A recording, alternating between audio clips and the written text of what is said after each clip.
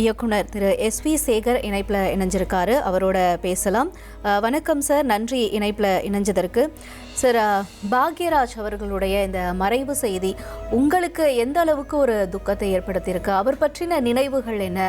அவருக்காக நீங்கள் சொல்லக்கூடிய அந்த இறுதி இரங்கல் செய்தி அப்படின்னா அது என்னவா இருக்கும் சார்? மிகப்பெரிய அதிர்ச்சி இது. அவர் காலையில் வாக்கிங் போயிட்டு வந்தவர் வீட்டுக்கு வந்து ஒரு பேப்பர் படிக்கிறோங்கிற டைட்டில் டக்குன்னு உயிர் போயிடுச்சுன்னா அது குடும்பத்தாருக்கு எவ்வளோ அதிர்ச்சியாக இருக்கும். பழகின நமக்கே எப்படி இருக்கும்போது அவங்க குடும்பத்தாருக்கு எப்படிப்பட்ட அதிர்ச்சி இருக்குங்கிறது நினைச்சு கூட பார்க்க முடியல. எனக்கு வந்து அவர் கிழக்க போகும் ரயில் படத்துல அவர் அசிஸ்டன்ட் டைரக்டராக இருந்ததுலேருந்தே பழக்கம். அப்பதான் முதல் தடவையா என்ன கமலா தியேட்டர்ல பார்த்தபோது சேகர் சார் என்ன கொஞ்சம் ராஜ்கன் ஆபீஸ்ல டிராப் பண்றீங்களான்னு கேட்டார். என்னோட ஸ்கூட்டர்ல தான் அவரை ஃபர்ஸ்ட் அழைச்சிட்டு போனேன். அதன் பிறகு அவருடைய வளர்ச்சி என்பது உழைப்பு, அதாவது ஸ்டோரி, ஸ்கிரீன் பிளே, இந்தியாவிலேயே தலை சிறந்த ஒரு திரைக்கதை எழுத்தாளருங்கிற பெயர் வாங்கினவர். அமிதாப் பச்சன் வச்சு படம் பண்ணவர். அவர் ஸ்கிரீன் பிளே வந்து ஒரு 100% லேடிஸ் மாஸ் அந்த உண்டு. பாக்யராஜ்னா அங்க அந்த படத்துக்கு தியேட்டர்ல பெண்கள் கூட்டம் தான் மேக்சிமம் இருக்கும். அப்படிங்கிற அளவுக்கு குடும்ப படங்களை மிக சிறப்பான முறையில பண்ணினவர் பாக்யராஜ். ரொம்ப ஒரு ஸ்டேஜில் மியூசிக் போடணும்னு ஆரம்பிச்சாரு. மியூசிக் கத்துக்கிட்டு ஒரு 7-8 படத்துக்கு மியூசிக் போட்டாரு. அந்த அளவுக்கு திறமைசாலி. எழுத்தாளர் சங்கத்துல தலைவராக இருந்து எத்தனையோ இளம் எழுத்தாளர்களுக்கும் நலிந்த எழுத்தாளர்களுக்கும் அவங்களுக்கு உண்டான நியாயத்தை பெற்றுக் கொடுத்தவர்.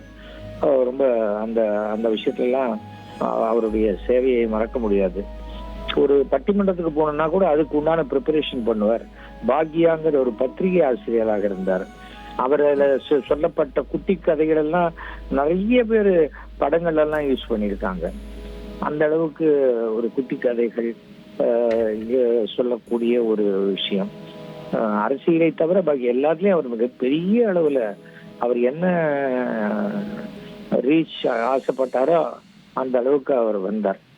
அதன் பிறகு ஒரு நடிகராக ஒரு குணச்சித்திர பாத்திரத்துல எல்லாம் நிறைய படங்கள் ஆக்ட் பண்ணிட்டு இருந்தாரு.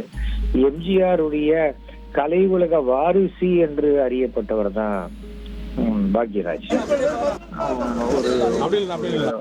எல்லாத்தையும் தாண்டி அந்த கொங்கு மண்ணுக்கு உண்டான அந்த குணம், ரொம்ப உபசரிக்கக்கூடிய குணம், மரியாதையா பேசுறது, அது உண்டு. யாரையும் பத்தி புறம் பேசாம இருக்கக்கூடிய ஒரு விஷயம். அவரை பத்தி எல்லாம் அதை விடுங்க சார், நமக்கு என்ன சார் அப்படிங்கிற மாதிரி தான் பேசுவார் அவரு. அது திருமதி பூர்ணிமா பாக்யராஜ் எனக்கு பயணங்கள் முடிவிலிருந்து பழக்கம்.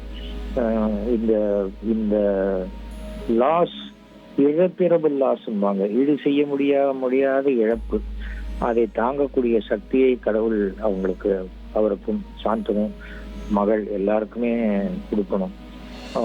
ஒரு சாதாரணமான இடத்துலேருந்து வந்து ஒரு நல்ல உயர்ந்த நிலைக்கு வந்து, உயர்ந்த நிலைங்கிறத தாண்டி 50 வருஷம் சினிமால கிராஸ் பண்ணி இன்னைக்கும் பாக்யராஜ் அப்படின்னாக்க உலகத்துல இருக்கக்கூடிய அனைத்து தமிழ் ரசிகர்களுக்கும் தெரியக்கூடியவர் அவர். அப்படிப்பட்டவர். அவர் படங்கள் பல மொழிகள்ல எடுக்கப்பட்டிருக்கிறது. ரொம்ப நல்ல மனுஷன். இது நமக்கு நம்மளாலேயே இந்த ஷாக்ல இருந்து வெளியில வர முடியல. அந்த குடும்பத்தார் இதுல இருந்து வெளியில வரத்துக்கு உண்டான அனைத்து மனோதைரியத்தையும் கடவுள் கொடுக்க வேண்டும் என்று நான் பிரார்த்தித்துக் கொள்கிறேன். அவர் ஆத்மா சாந்தி அடைய வேண்டிக் கொள்கிறேன். இனி செல்லும் இடமெல்லாம் செய்தி. தந்தை டிவியின் வாட்ஸ்அப் சேனலை ஃபாலோ பண்ணினா செல்ல இருக்கும் இடமெல்லாம் செய்தி. இதோ QR கோட், இப்பவே ஸ்கேன் பண்ணுங்க, ஃபாலோ பண்ணுங்க.